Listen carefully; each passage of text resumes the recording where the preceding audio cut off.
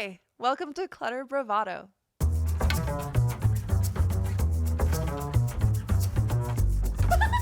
Yes, and it's the energy. It's not just about the stuff. So we should probably just get into it, right? Let's go.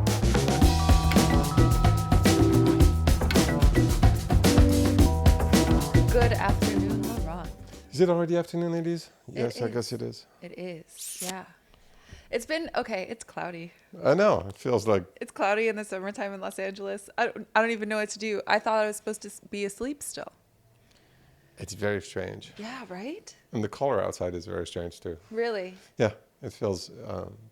So I didn't even realize that it was afternoon. Sorry, I'm looking at the window. I'm like, this is not even clearing up. It's kind of weird. It's But so it's funny. it's we get so spoiled here. a little bit, yeah. I mean, it's been, knock on wood.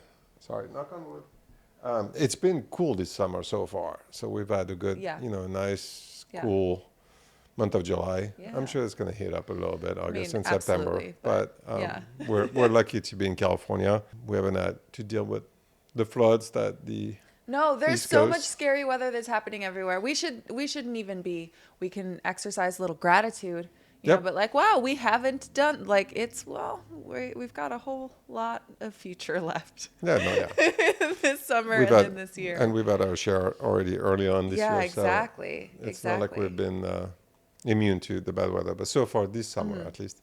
This summer been- has been it's really been pleasant. lovely so far. Yeah.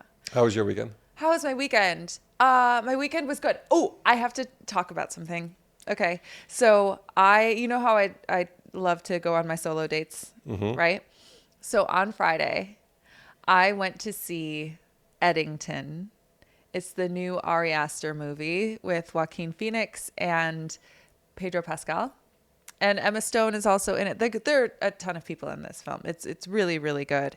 The film itself is crazy.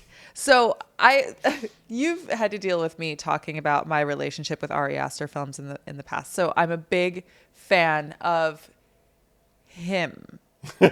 I'm a big fan of his work, but also, for example, Midsummer is one of my like top 10 favorite movies. I think that it's really beautifully done. I think that it's an incredible film. I love watching it. It's fascinating. It's also a horror movie, so like you have to take it with a grain of salt. Hereditary is the scariest horror movie I've ever seen. I watched it in the middle of the day and it haunted me for weeks. Then I saw Beau is Afraid in the theater. Beau is Afraid is a 3-hour-long panic attack. It is the worst cinematic experience I've ever had. It is the worst experience that I've had. Sitting in a theater, so many people left the theater during this movie. I think it was me, my friend, and like 2 other people that were left in the theater after like the first third of the movie. And we were all in it together. Like, I feel like we were trauma bonded forever. Like that movie, I don't know how it got made. I don't know how a studio decided that they wanted to invest in that film. I don't get it. But I watched it. I committed to it. So now I'm in this like weird relationship with Ari Aster films where I have to go see the next one. And I saw it. And Eddington it takes place in 2020, in May of 2020.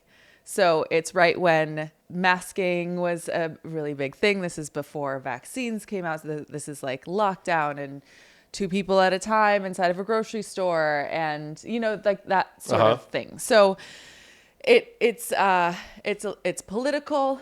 All of the things that we lived through in that time period, which was so bizarre, it shows you that. It's interesting because it's probably the first movie that reflects on that period, right? Yeah, that didn't happen. That wasn't filmed during that era. Right. Yeah. That just reflects with 5 years of now distance. Yeah.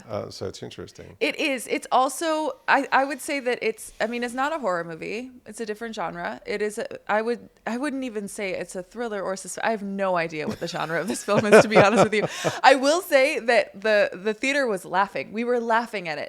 And for the first 2/3 of the film, we were mostly laughing. And a lot of it is because of the absurdity of everything that we were going through at that time and the way that we were responding to it, and how there were so many conspiracy theories, and there were these like groups of people that were forming around this, you know, whatever conspiracy they believed in, and how online our culture was, and how everyone's glued to their phones. And then there's the whole, oh God, the George Floyd protest started. And the way that we responded to that, and laughing at it, is so refreshing. But then obviously it's an Ari Aster film, so it takes a horrific turn. Well. And it gets weird. And really the theater was silent for the last third of the film, I would say. It is uncomfortable. I loved it. I'm going to go see it. Yeah, I really think you should go see it. I think that I need to tell the truth. I'm going to wait until it comes to TV, and I'm going to rent it as soon as it comes to TV. Oh, really? Why don't you like to go to the movie theater? I do not know. I think it's there's a commitment to something that I'm not ready to do. Interesting. Yeah. Did you go to films a lot? Like, did you go to the movie theater when you were in France? No. Like growing up? Not a lot. It was not it was not like here. It was not a huge part of. Oh. I mean, we used to go, but it's Okay. not that much. So it was definitely not part of my my upbringing. Mm-hmm. And now for some reason I don't know, it's just one of those things that I always feel like when I have a free evening, it's too late, you know. It's like, and whereas I could probably get online and get a ticket right away, but I don't think about it. Interesting. But maybe I don't know. I was talking to Chloe, who had a very different experience from you this weekend. She went to see How to Train Your Dragon and F1, which she loved both of those. See, those are like movies. Movies. Yeah.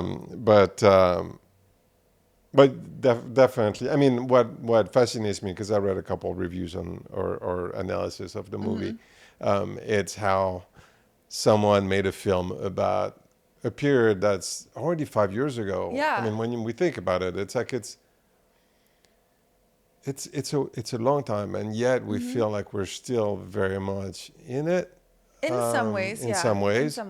And yet there's a way to reflect upon it, and so I want to see that and delve into it. Yeah. See, here's another difference between you and I, is that I don't like to do deep dives on films that I know I'm going to watch. I like to be in the dark as much as possible. It was told. I mean, you mentioned it, and there was, and it was like an article. It was a New York Times article that I was like interested in, and but so it was really interesting. And then there was another article online that after that, you know. Yeah.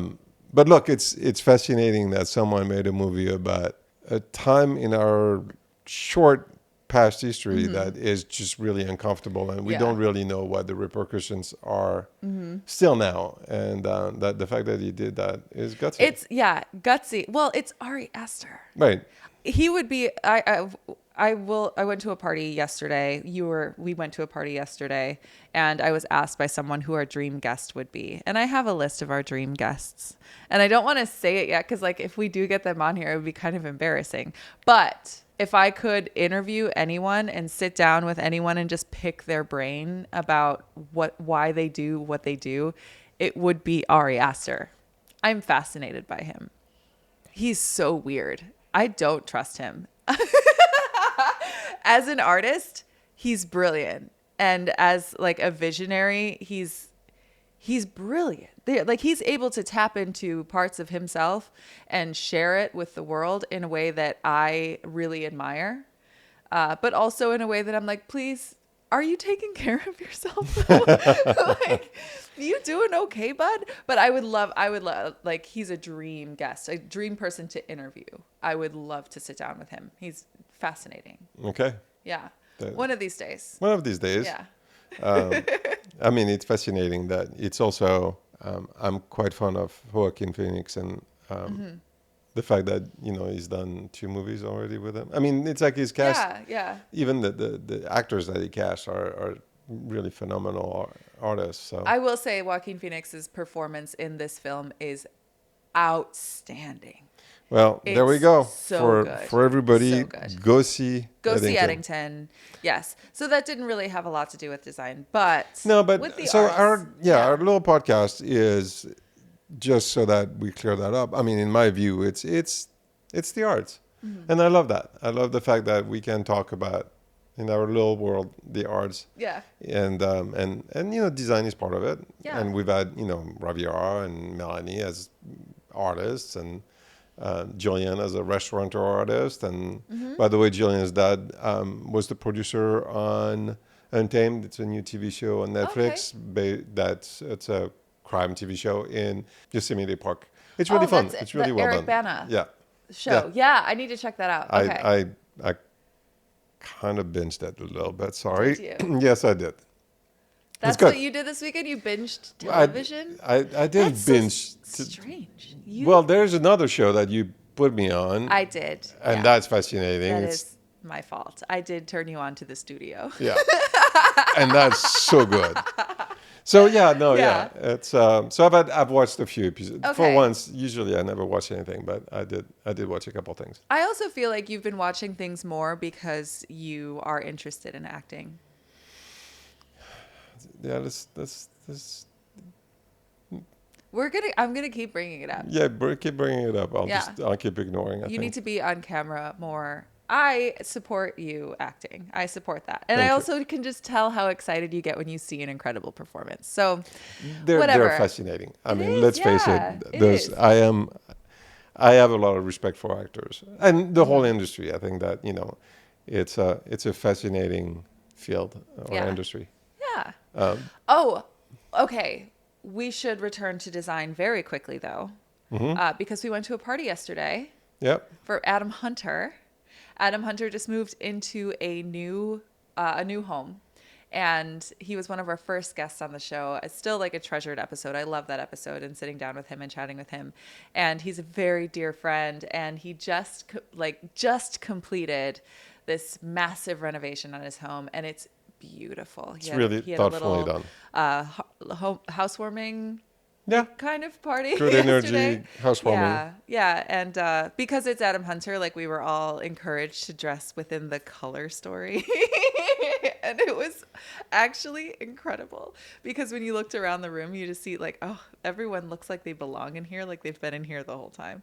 And met some incredible people yesterday and had some really great conversations. And I know that he's going to be photographing the space and we'll be showing it off. Yeah, and we probably will have him on the podcast again pretty soon. So he can expand and talk about his idea, which is, I think I'll let him talk about it. We'll let him talk about it, but it's fun. So we'll have him soon on the podcast again. Beautiful space, and it was really intentional, really, really thoughtful. So we have to have him on again soon to talk about that. But keep your eyes out, and if you follow Adam Hunter on Instagram, I'm sure he's going to be posting quite a bit about it.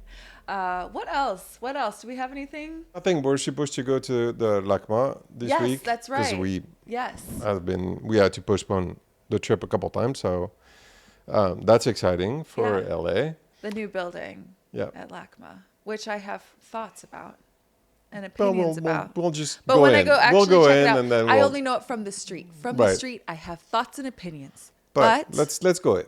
Well, I'll go in. Let's go in. Let's be open-minded. Let's go in and experience it. Yes.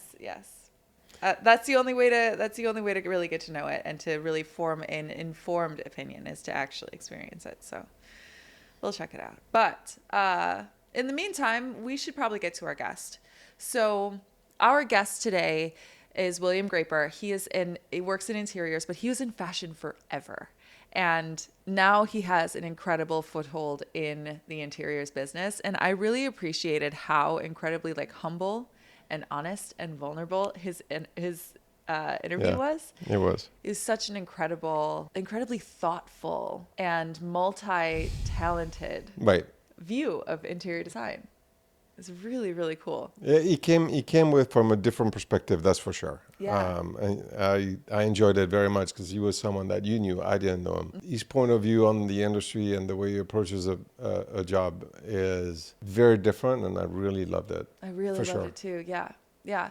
So I think we should probably just get to it. Yeah. We should. Let's go.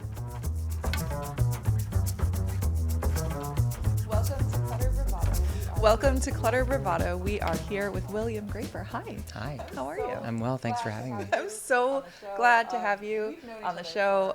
We've known each other for, I think, nearly 10 years. Yeah. Yeah. And I've seen your career sort of arc in a lot of different directions. And you are now an interior designer, and I'm so excited. Your work is beautiful. Thank you. First. Thank you. So, I want to start with where you are now.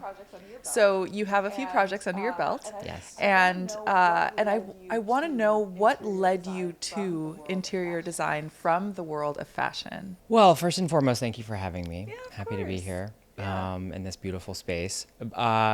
Interior design happened out of the blue for me. My husband and I bought a house during COVID, and I started renovating that house, and then I started posting the renovation, and then I started having interior designers reach out and ask me to style for them. And as I was styling these homes, objects and smalls and decor, I just was in the spaces wishing I had done the space. I cared a lot less about the objects and more about the space. And so as we did, my home, and as I was in these various spaces with other designers, I thought, this is where I belong. I should be doing the first part of this and Yeah. then hire a stylist. Because I actually, having been a fashion stylist for so long, I think that's what people thought my ceiling was. And maybe I thought that was my own ceiling. Maybe I thought that's what I had to offer.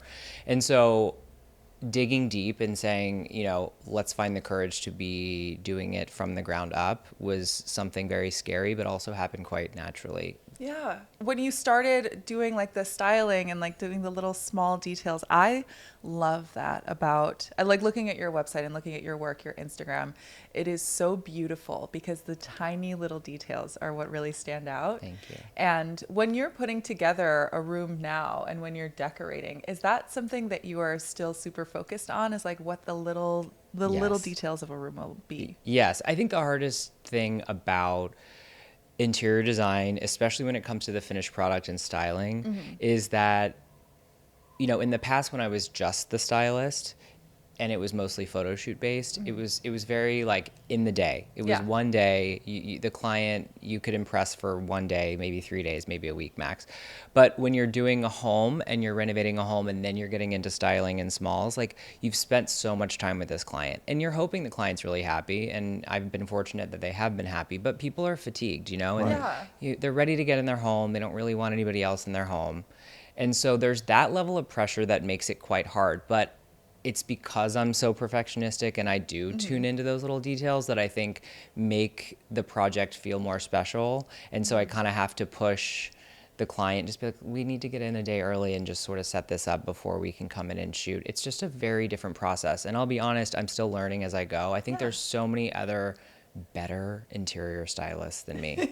I'll be totally honest. I don't think I'm as good as the people who do that for a living because it's a different thing.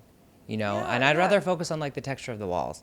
Yeah. And then you can hang the art. But I don't Your textures are also really incredible. That was something Thank you. that stood out to me. And I think that is something that also comes from fashion. So let's talk about your past in fashion and working as a stylist. How did you get started in it? I moved to New York at 17, went to FIT, studied fashion merchandising originally, hated that because I'm terrible at math, and then transferred over to advertising and marketing design. So I always worked with, the luxury good industry. That was my focus at FIT. And so I didn't like school growing up, and I didn't like being in college, really. I just wanted to be in Manhattan, and I used that as a springboard. So, I rang the doorbell at Interview Magazine when they were on Broadway, when it was Ingrid Sishi, and it was not the team it is now, obviously. But Interview was a magazine I looked up to my whole life. Yeah. And so I just went and rang the doorbell, and I was like, I'm here for my interview. And they're like, we don't have an interview scheduled. I was like, I'm here for my interview. And they buzzed me up, and I sort of told them they had an interview that they had, missed.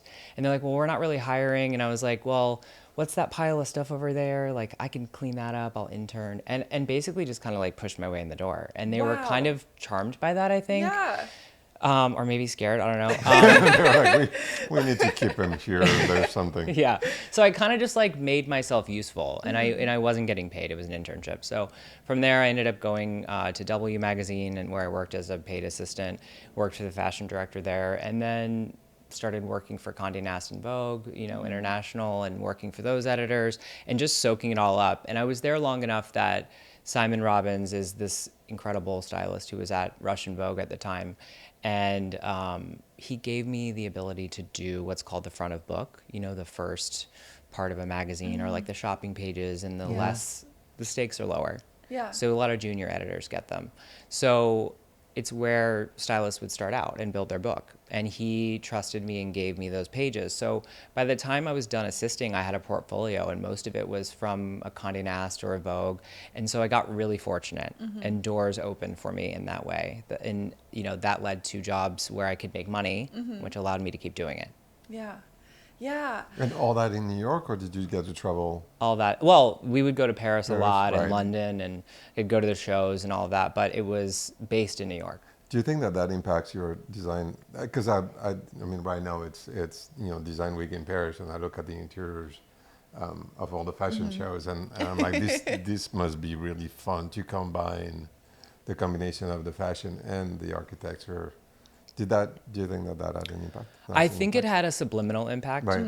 You know, I didn't think that I had anything to say in the interiors world when I was working in fashion. I felt very committed to being a fashion editor and a fashion stylist. I'm very one-track minded in a lot of ways, which is why it's even hard to be sort of looked at as somebody who does a lot of things, because that's very hard for me. Oh, really? Yes, Okay. it's true. Yeah. But it's Yeah. hard because it's true because it's now intentional that I allow myself to do more things. But from 17 to 30, I did nothing but fashion. Yeah. I didn't have relationships. I didn't have boyfriends. I was maniacal about work, you know, and it paid off.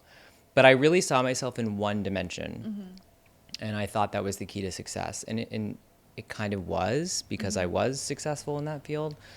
But I think, to your question, subliminally, I was picking up a lot of stuff that I did not realize I was picking up, that allowed me to pursue something else when I realized that being one thing wasn't really enough for me. And by the time, frankly, I'd checked off a lot of my list of things I wanted to accomplish in fashion, I just kind of felt like I don't have anything else to say here, you know? And I think as artists, I would now consider myself an artist, but for a long time I would never consider myself an artist. I would consider myself a business person, because that was the role of a fashion editor, was to sell clothing. And so now that I can admit I'm an artist, I'm much more free to say I do a few things, and I try to do them well. Yeah, and you do them very well. Thank you. Also, as a writer, I read your Substack. Oh gosh, it's no longer happening because I'm not isn't? busy, because I'm Okay. too busy. But I love that you have read it, and I appreciate you reading it. That was something that because I'm also a writer, and like in your work, you are telling a story in everything that you do, whether it's from, you know, the cover of a magazine, or if it's an editorial spread, there's always a narrative that's being told there, and sometimes just using clothes. And in the small detailed styling that you do in your homes, I noticed that too, that there's a little thumbprint of life in everything that you're creating. So what do you think the transition from telling a story with clothing to telling a story with like fabrics and materials and with furniture, like what is that like for you? I think interior design is fundamentally three-dimensional, and I think fashion is two-dimensional in the way that I was doing it. You know, ultimately, fashion has grown and evolved beyond what it was when I first got into it as an art form, which was mostly two-dimensional. Of course, video is very important now and is everywhere, and it's king.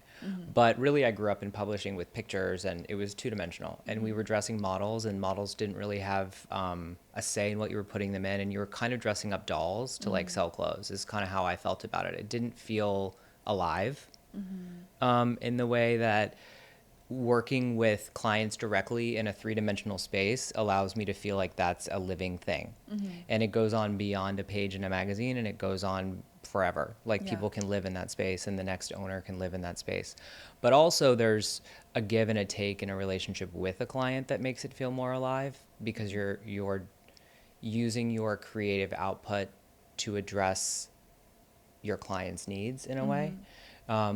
Whereas fashion just felt inherently selfish, because it was whatever I felt like putting them in that I thought was fabulous. Yeah. And if you can find a client within the interior space that allows you to just go ham and do what you like, that's the dream, and that happens often. But Yeah, I think just getting to work directly with clients is super fulfilling to me in a way that fashion didn't allow. And also Yeah. the end user gets to enjoy it, whereas fashion, I never really saw someone thumbing through the pages of the magazine of the thing I styled. I never got to see their eyes light up and Right. say, this is such Oh, great wow. work, or Yeah. this moves me. Yeah. So I felt kind of numb to the work after it was expressed. Whereas homes, I get like this home I did in Holmby Hills. It's like I drive by there and I'm like, I did that gate, Yeah. and it opens, and somebody's going in, and somebody's going out, and Yeah. it's real. Yeah, something we talk about a lot on the show is how in the digital age now, a lot of people are finding inspiration, yes, in magazines, but primarily like on Pinterest. There's a lot of like AI that is doing interiors, that people are getting ideas and they're able to turn that into something that's real. And in your situation, you were essentially creating the tear sheets that a lot of people were using to gain ideas for what they were going to do with it. In where you are right now, you're allowing yourself to really get in there and to be in the home. And we talk a lot about on the show how home is where you live. It is the environment. It's also a major part of the story. And the way that you can touch and feel a piece of furniture and feel a vibe that's in the room, there's something that's so valuable about that you don't get from a two-dimensional image. I agree. I mean, I'll back up and say that between fashion and interior design, I went to Pepperdine during Okay. COVID, and I got my master's in clinical psychology, and I thought I wanted to be a therapist. So to the point about fashion feeling two-dimensional, homes feeling three-dimensional, and that relationship with a client addressing needs for people, I thought maybe I'd be a therapist. I Yeah. thought that's what I wanted to do. You're going to be a therapist at some point. Yes, you Well, will need that. We're getting to that, which is that I get to kind of do it now. You know, Yeah. I basically went to school thinking I wanted to be a therapist and realized it wasn't creative enough. And I didn't like just sitting in a room with nothing to do with these patients, with these clients. And so while we're renovating the house and while I'm getting my hours working in community mental health, I'm going like, there's something here that where this can all be tied together. And homes really are that perfect blend of like a creative outlet, a helping outlet. But also to your point, it is about a feeling, and I'm always thinking about everything through the lens of emotion and psychology. Yeah. And homes are such vulnerable spaces for people, and all of that comes to light, and so we get to work on that while doing your homes, even subliminally. Are there some things from a psychology standpoint when you walk into someone's home where you can see something and you're like, oh, I wonder if this is something that they might be struggling with, whether it's like the energy in a space or something like that. Do you have any insight there? Well, I would say the first thing that I notice when I'm going to a client's home to see whether I want to take on the project or not is the dynamic between the people hiring me. Okay. So typically it's a couple. Yeah. And if that couple has not good communication or they're difficult with each other, I just know that's going to be me coming up. Like I can immediately tell if a couple is aligned or not, even if they're pretending to be. So I think the first thing I notice is just how the client is interacting with one another and how they're interacting with me. And you can tell a lot by how they communicate with one another. So psychologically, there's a lot always going on there. Yeah. And I've gotten to a point where I know what to avoid and what not to avoid. Yeah. I'll leave it at that. I think the other question you had was about the space. Yeah. And so I'm always thinking about like, we can soften, if this is a high strung client, like we can soften the feeling of the home and that will ultimately translate potentially to a softer person or a softer feeling in that person. So I think about drapery and I think about the choice of lighting and how that lighting is either warm or cool. And all of those things I think play into how we feel about ourselves and the space. People think, white paint is white paint, but there's so many shades of white. There's and this so is many. trite, but also it does affect how one feels in a space. Yeah. I think people come into my home and they're like, I feel so good here. I'm like, I think it's the paint. I really do, because Wow. I think it has a warmth to it that is inviting. So I'm always thinking about how to address design and how it's going to ultimately make someone feel. Yeah, yeah. There is something that is really, really important about that, because the psychology of someone in their own home, you said it's vulnerable in there, you know, it's so personal. And the relationship between an interior designer and their home goes way beyond picking, I think, what is it? Adam Hunter says this all the time, like picking mohair for rich people. Like it's so much more than just finding like a nice fabric or a cool pattern. It's really getting to know how they live and what they're doing in their home. So what are some things that you like to ask your clients when you first get started working with them to get to know them a little bit deeper? I like to do a bit of a values exercise. It's kind of a card game. And Okay. sometimes I'll do it literally if the client feels up for that, but oftentimes it'll just come from more of an intake process where it might be verbal, some written. But essentially what I like to do is get to the point of what their values are. And this game or this intake essentially lets me know, does this person value freedom? Do they value family? Do they value home? Essentially, when you do it as a game, you have these flashcards that have all different values on them, and there's like 100 of them. And they're basically put through this game where it's almost rapid fire, where in the end we have 3 values. And those 3 values could be family, it could be freedom, it could, well, that sounds so MAGA. It could be, it could be play, it could be family, it could be leisure or something, Yeah. you know? And ultimately, it could be sexuality, it could be sensuality. So what I then do is use that as a guide for our work together. So if they're in between a choice, I can come back to, I have learned about you, your value is play. Does this feel like the playful choice, or does this feel like the safe choice? And in allowing them to come back to a system they've invented for themselves that they have already bought into allows me not to be the bad guy, but allows them to have like context and a buy-in that I think makes my job a lot easier. Yeah. Oh, that's really interesting. Yeah. It's like a literal card game that you have. It's a literal card game. I actually picked it up when I was studying psychology. Okay. They use techniques like this in career coaching when people are trying to figure out what to do with their lives. And ultimately, when I was transitioning between fashion and interiors, I would do this workshop with people. I called it Undressed, what our stuff says about our psychology. And this is kind of what I did to pass the time while renovating and also getting my master's during COVID, where I was truly bored because I need a lot of stimulation.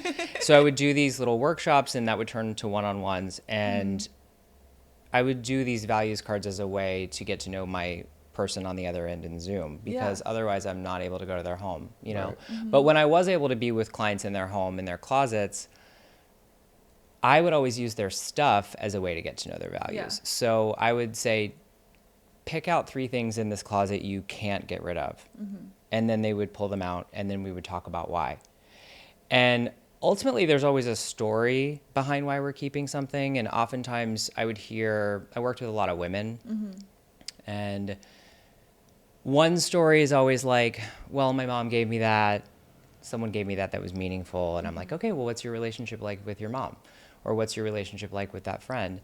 And it's like, we don't talk enough. I don't call them enough. And it's like, so you're kind of substituting making the phone call with this object, and there's something psychologically going on here. And like, I'm not telling you need to get rid of the object, but I am saying just pick up the phone and call your mom and then see how you feel about the object. Because these anchors that we create and keep in our lives, we think are connections to people and memory, but actually they're sometimes weighing us down.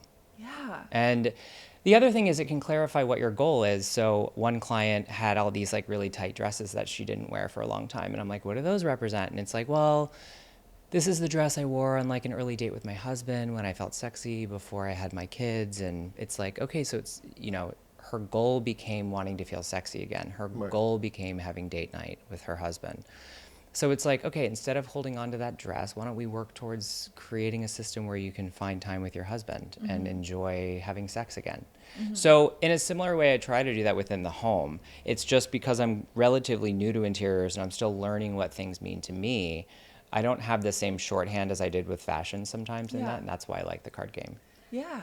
Do you feel like when you look at someone's closet, can you figure out what their style is going to be inside the house?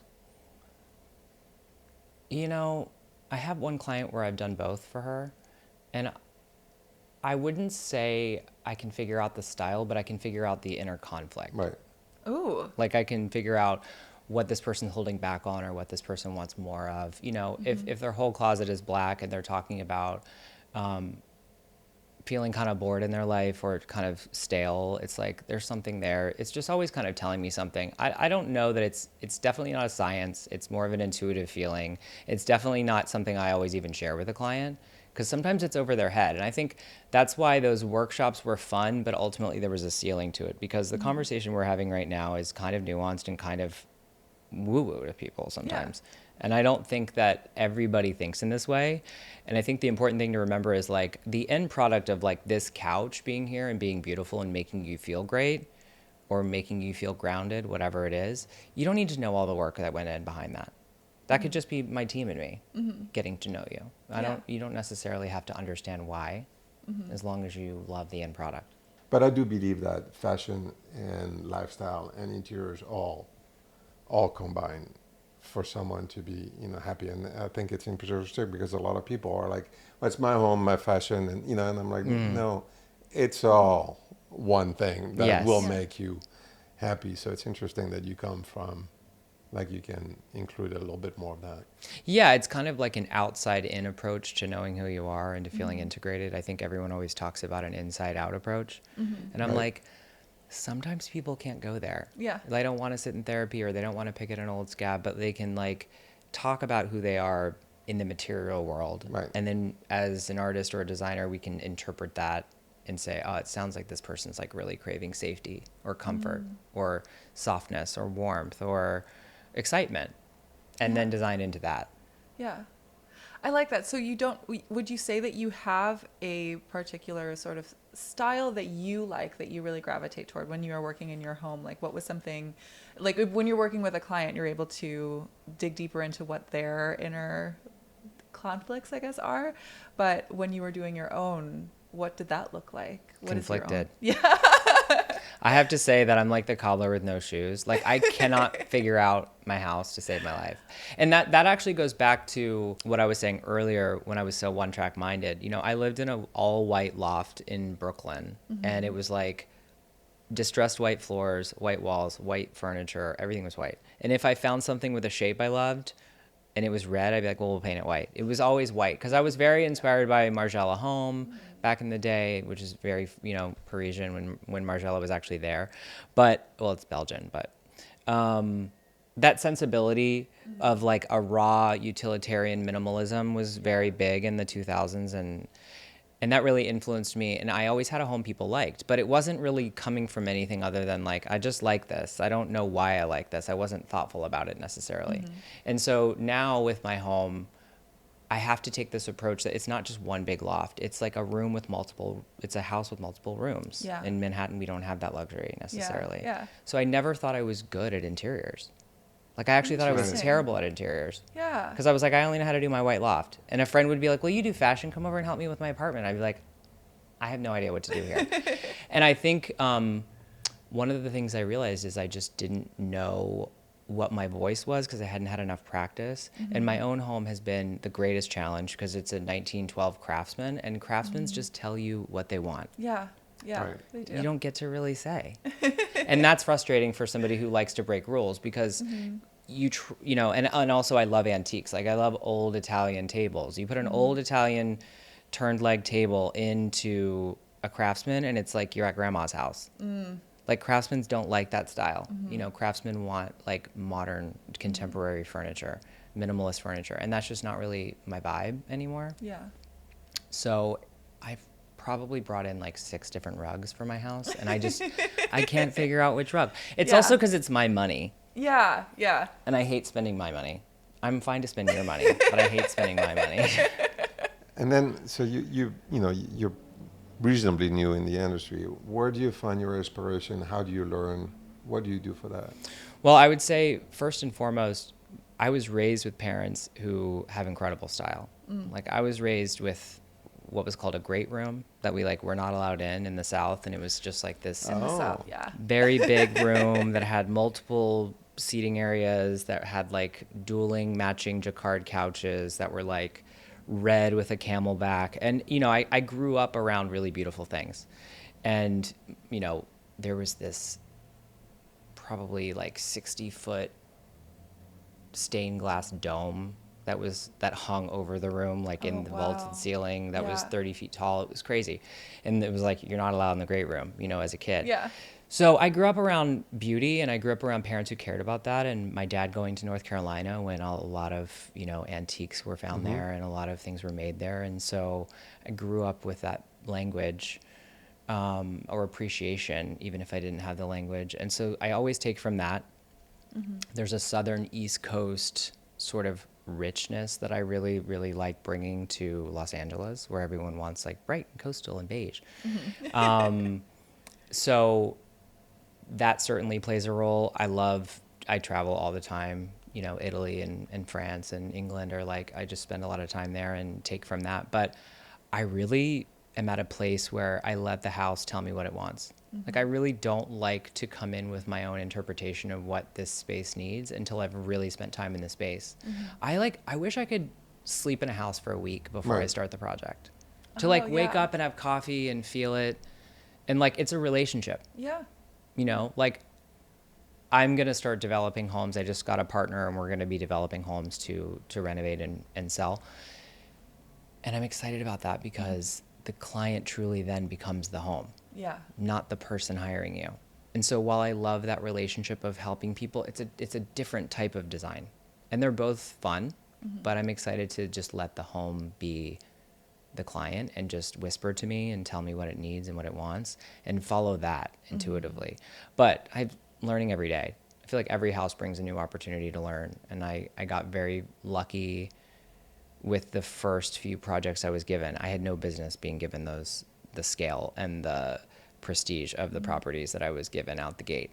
In the same way that, you know, Simon at Rush and Vogue giving me those pages, like I just got very fortunate. And I learned so much on those projects. And I know I'm kind of talking a lot, but No, that's great. it's a podcast. That's what we're here for. It's a podcast. Exactly. But what I'll say is one of the greatest teachers, she's unfortunately passed away, but she is this woman whose home I worked on over the last few years. And she was an exquisite woman. You know, like I could just cry talking about her. She was such an inspiration to me. A mother, a client, a muse, and she had done so many beautiful homes over the years, and she just knew everything. And it was like in her exiting this world, she wanted someone to know what she knew. And we just sat together for hours, and she would tell me everything she knew. And she'd give me the brochure she'd collected throughout the years, and she'd give me the cabinet trim catalogs and all these. She had like just an archive of these things. And so it was almost like going and getting a master's again. You know, we just spent every day together, and it just taught me so much. And she didn't expect me to know what I didn't know, and she didn't need me to be the expert in the room. She just knew I had what she felt was great taste and great collaboration, and gave me a really long leash. And I will just forever be grateful to that. You know, she's just, even under every counter I ever put in, I do a little signature of her name. Like I write her name on it, because I'm like, and I said to her before she passed, I said, there are going to be so many homes in Los Angeles that you have touched because you have taught me so much. So I think she's really been my greatest teacher, and there will be more, but forever grateful. Wow. Having a mentor like that, I think when you start, is really important. Be it a client or another designer, or I think it's invaluable. Invaluable? Thank I you got very you. much. Is that a Scrabble word? No, Yeah, because I didn't go to school for interior design, so I didn't work for a firm, you know. So sometimes when times are feeling difficult, or I don't know something and I'm very challenged, I'm like, I just want to like go work for Roman and Williams and move back to New York, because they're just such icons to me. because I think anyone who's trained and knows and has been around it for a long time and has soaked all that up brings an incredible arsenal of information to every project. Yeah. So, I mean, I think that that's where our industry is fantastic, is that you have to have the knowledge, the taste, and then the psychology to be able to put it all together to make a successful project. And so, I think that knowledge can be acquired through mentorship, through curiosity. Taste, I don't know. I think taste grows. I think that taste, you can definitely fine tune it. I think that all of our voices have evolved, or our eyes evolved through my eye now versus 30 years ago. Let me tell you, not the same. But the passion and the interest you had to have. I think that that it comes from your background at home in fashion and traveling. I don't know what gives us that. I mean, for you, it's like, you have an eye for detail. You just you soak that up. But then the psychology part is, I think, probably the most difficult part for a lot of designers and artists, because and so it's interesting to see someone that comes from, like, the stool. You have the 3 legs on your that's a little nice stool. way. Thanks for putting it that way. That's nice. Yeah, I mean, I think it's the dance of art and commerce, and ultimately there's a million great artists, but the commerce and the business side of it is a whole other thing that is psychological, not only from growing your business with acquiring new clients and working with vendors successfully over long periods of time, but also the psychology within yourself to be like, I have the ability, keep going. Like all of that is psychological and is almost harder than some of the client relations, imposter syndrome, all the things that we deal with as artists. But I would also just say, to your point about taste, it's like, I think everyone has taste. I think everyone has taste, but taste is subjective. And that ultimately, I used to believe not everyone had taste, but now I realize everyone does. It's just not my taste. So to say it's not taste means, it's not possible, because everyone has taste. It's just your taste is not mine, or it's not what AD wants right now, or it's not what's in vogue, or whatever it is. So I see these cycles within interiors where everyone's doing a similar vibe that a magazine has made their vibe right now, and we call that taste. I think, like, refinement and understanding details and understanding space is a part of taste, but I think everyone has a unique lens on the world, but not everybody has an interest in figuring out what that is and expressing it. But your taste could be, the microwave over the stove, like that. You just don't know that you could hide your microwave, so I think some of it's education, some of it's access, but ultimately, like, And interest too. I mean, some people are completely uninterested, or they think they're uninterested. I don't, I believe that everybody is interested in taste, because it impacts your life. Whatever you wear, whatever, your house looks like, whatever, and it goes with, I would push it to whatever you eat is also something that, if you're intentional about those things, it improves your life. And that can be, grits. Or I'm not an arbiter of taste. I'm just saying that if you're intentional about it, it does make your life a lot better, and whatever that is. And I have an opinion. Some people have bad taste, but as long as they're intentional on their taste, I'll respect it. Well, that's the thing. I think my father-in-law is always saying, he's like, you're so supportive when I ask you design questions, and I tell him the only reason why I'm so supportive and affirmative in a way is because I can tell he has his own sense of style that he cares about. And it may not be mine, but it's his, and it's so distinct. So there's no arguing with it, and there's no reason to. It's the people who don't really have any comprehension of what their taste is that, like, are kind of fun because you can push them in the direction you want them to go. But ultimately, like if you're coming to the table with something that is uniquely you, I'm never going to push that. I'm never going to argue with that. I may not take you on as a client because I may not feel it's my wheelhouse. Right. In the same way that when I worked in fashion, you know, Forever 21 would call me to do an ad campaign, and I went and did a run through for like a fitting one day, and I left that day and I called my agent and I was like, please don't, I can't do this. Like, I'm not cut out for this. I'm not a Gen Zer. I don't know how to do any of this. It's not my wheelhouse. And so I think just being really clear on what your wheelhouse is and where you think your strengths lie, and then allowing yourself to realize that there are enough clients to go around. Yeah. Don't force yourself to do a client that isn't your wheelhouse, because then you end up in a situation where it's a struggle and like there's another designer right behind you and that's their vibe. Let them have it. There's tons to go around. Yeah, I like that perspective of it, because it takes away that feeling of competition, Right. of competitiveness, that you have to change something about yourself in order to get the job, when there are jobs out there, you know, and it will be better matched to you if you know what it is that you are really strong at, like what is your wheelhouse. Right. In that, how would you describe what your strengths are when it comes to the style of interior design that you like to work in?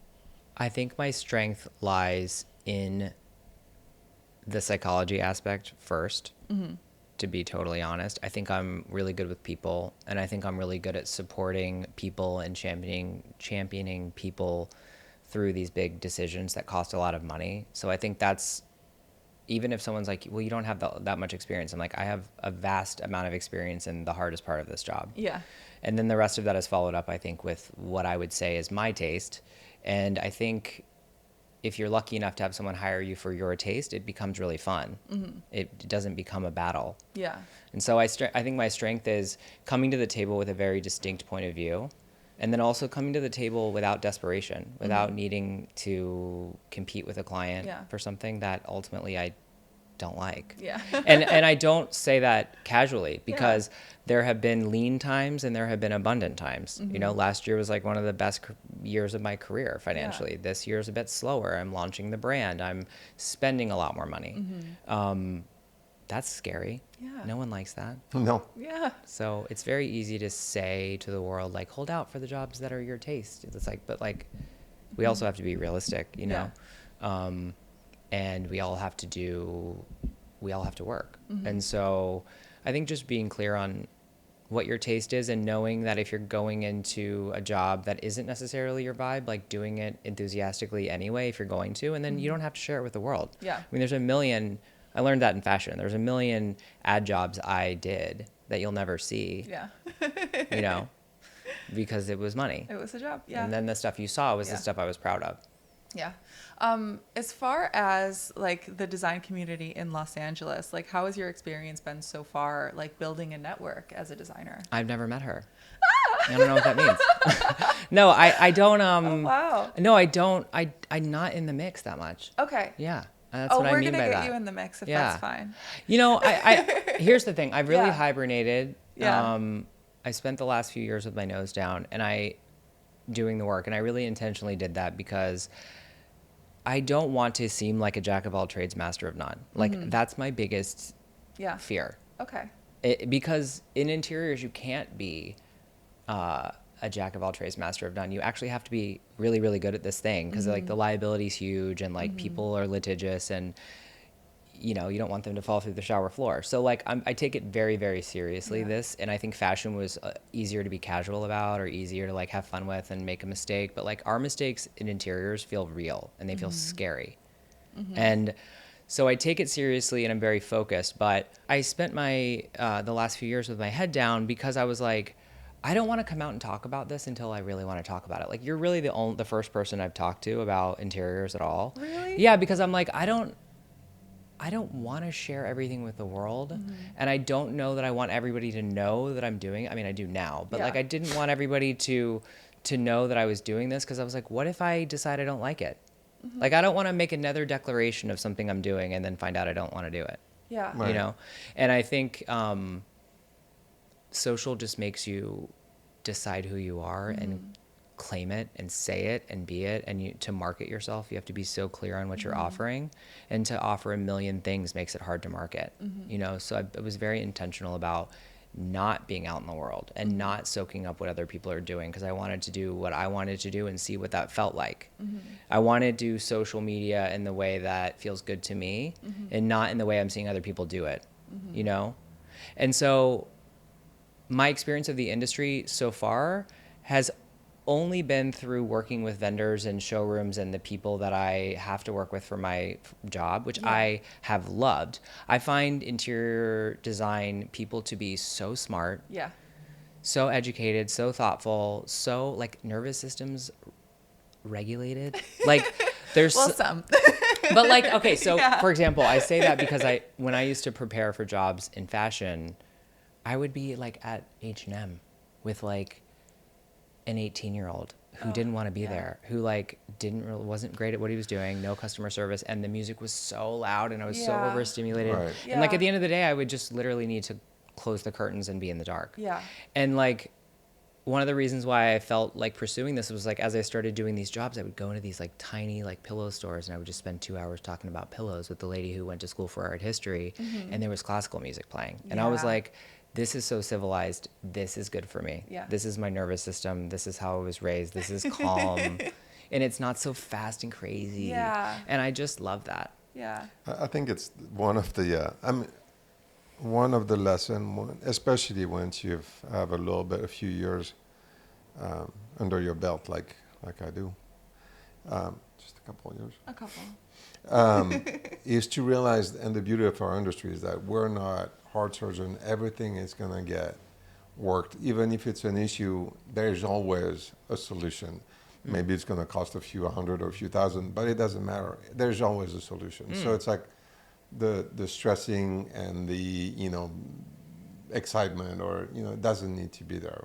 We'll find a way, so it's, and if your piece of furniture is late by 2 weeks, at the end of the day, it's not going to change your life at all. And in three once you receive the thing, 3 days later, you'll have forgotten that your piece was 2 weeks late, or the light fixture was not hanging. So it's nice to be able to understand that early on, and because I think that for all of us who have a little bit of experience, we're like, oh, it's all good, it's going to happen. We're doing everything we can, to do it well, and it will get done. Yeah. I long for that confidence. Yeah. It takes time, I think, like you're saying. It takes a lot of time. Yeah. I think, again, in fashion, everything was like, if the dress is not here on the 19th for the cover shoot, it's not being shot. So there's an urgency. And I think what clients do like about working with me is that I bring some of that urgency to the table, in terms of like, I don't want to be in a job for forever. Like I actually kind of want to get in and get out. And I think so many clients want that. Oh, we all do. It's just that in a big project, it just doesn't happen. We have so many. There are so many elements in a design. It's like, and sometimes it's the mover. The truck fucking breaks down, and there's nothing anybody can do. It's true. And and stressing about it is not going to make the truck get back on the road. It's just stuck in the middle of the country, and everybody's going to have to wait. And I think it's just, once you've seen all those things, the sofa, we didn't calculate that it's 2 inches and it's not going to fit through the door, so we'll have to take it back, we'll have to redo it. It's like there's just a million different reasons why something falls through the crack, and it's no one's fault. It's just, the universe is telling you that. And I think that once you've seen enough of those things, everything becomes like, something can happen. And, it's, having said that, last week I had one of those days and I was pissed off most of the day. So I'm not, don't get me wrong. It does get to me once in a while. But it lasts for a day. And it's rare. Yeah. In all fairness, it's rare. But last week I had a day like that where it was like, it got to me on, something that it was just a universe fuck up. Yeah. And I can't blame anybody, and everybody was really nice. But, overall, you learn how to, Yeah, I think one of the things that I feel confident about is my ability to people please in a way that's helpful. Yeah. And so I think that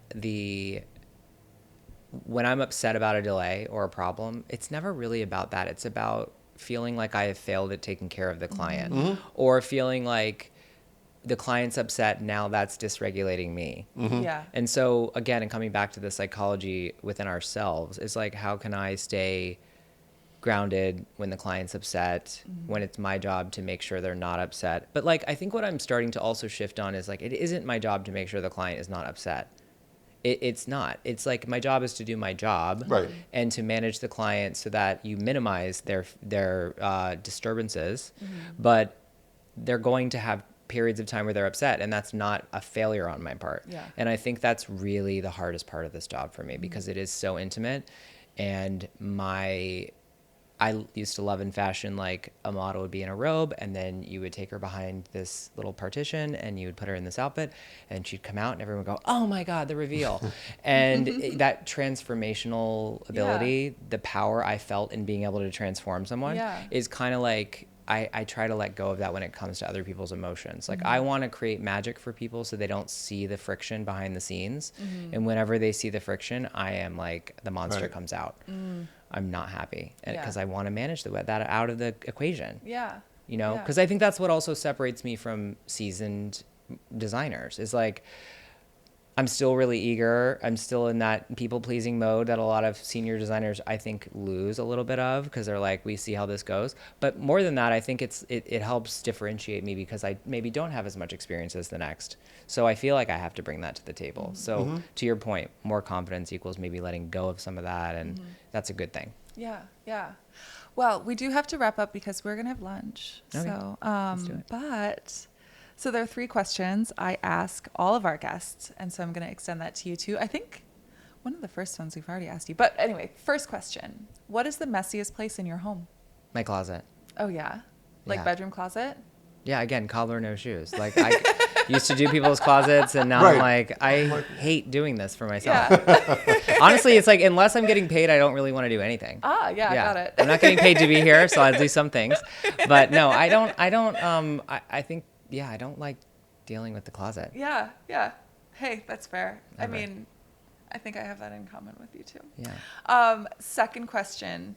When you walk into a new space, what's the first thing that you notice? I think you did kind of answer this already. but Lighting. Yes. Oh, yeah? Lighting Yes. and texture of the walls. And I'm Okay. like, if you don't have the budget to fix the texture of the walls, this is not a match. Got it. Got it. Yeah.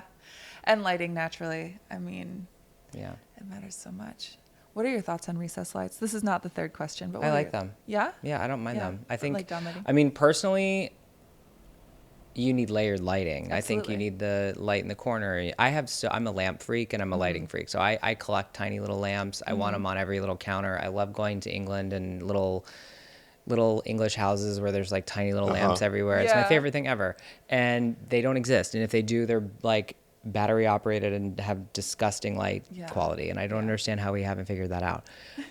Like warm lighting, but battery operated and small. Why? But yeah, I think you need layered, but sometimes I like recessed lighting. I think the can size matters. I think like overly modern square ones in a house that's not that modern is gross. Like there are preferences around them, but I actually think strategically placed they're nice, and I really like them in a kitchen, because otherwise I think it's really hard to cook. Definitely. Great. I like that. I just wanted to know your opinion. Yeah. That's all. Third question is, what is your favorite space, either in your home or in a home that you've designed? I think my favorite space in my home is, and usually in a client's home, is next to the best window. Ooh, Yeah, just wherever the best window is. I Oh, want to yeah. sit there, and I want to make sure there's a chair there. Do you design that consciously when you walk into somewhere? You're like, that's the place where someone needs to sit. Oh yeah, I mean, I think about everything That's like a page interesting. in a magazine, and ultimately a page in a magazine is certain dimensions which are similar to social, a little different, but I think about everything through that lens, and I think about like what's going to look good in that lens, because selfishly I'm going to photograph your home and it better look good. But also I think we're being trained to look at our space through the lens of social. Yeah. Like Yeah. all of us. whether you know you're doing it or not. So I think little vignettes are always happening. Like over here, you have a light, a standing lamp, and then you have these things on the wall, and you have the corner of a chair, and that's a picture. So I'm always thinking about everything as a picture. And yeah, I don't think I've articulated. That's why haven't had these conversations, because I'm not always articulating what I'm just doing intuitively. So it's helpful to me. But I do think about everything like a picture, and I do work around little nooks that I know are going to be where I would sit. Yeah. And I make that a hero in a room always. Yeah. Where can we find you? You can visit me on my website at williamgraper.com or on social, William_Graper. Amazing. Thank you so much for being on the show. It has been a pleasure. And Laurent has made us an incredible lunch. I'm very excited about to make it. About to make it. About to finish it. So wait. I'm gonna get there. Thank you so much. Yeah. Thank you. Thank you for having me.